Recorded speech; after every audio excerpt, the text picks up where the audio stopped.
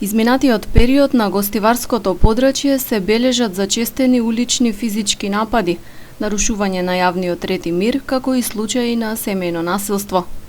Психолозите сметаат дека ваквите појави се тесно поврзани со пандемијата, во која живееме повеќе од една година.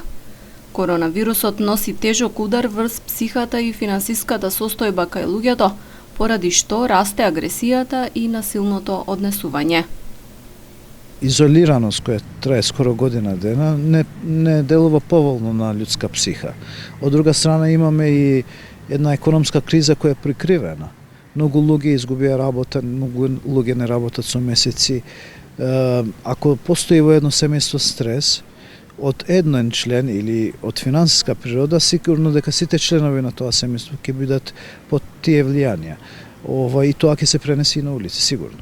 Сега имаме доаѓа и пролет, и тој немир во луѓето да започнат нови работи, пролет е доба кога започнуваат нови работи, а надежта е мала. Кај стручните лица постои верување дека сегашните негативни текови се само вовед во последиците од ковид пандемијата, кои допрва ќе завладеат.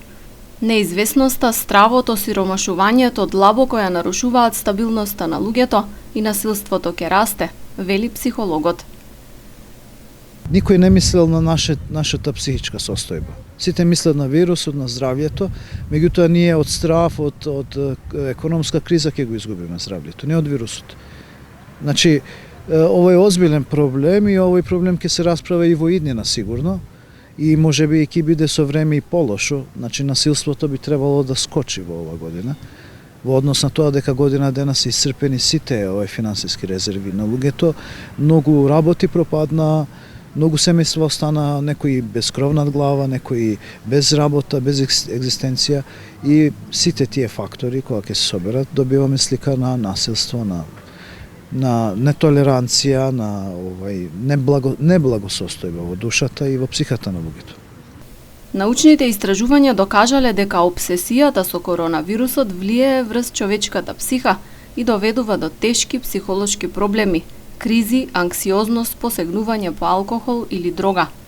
Од друга страна, разумното ниво на загриженост и реалното размислување за информациите може да им помогне на луѓето да си ја задржат стабилноста и да се заштитат.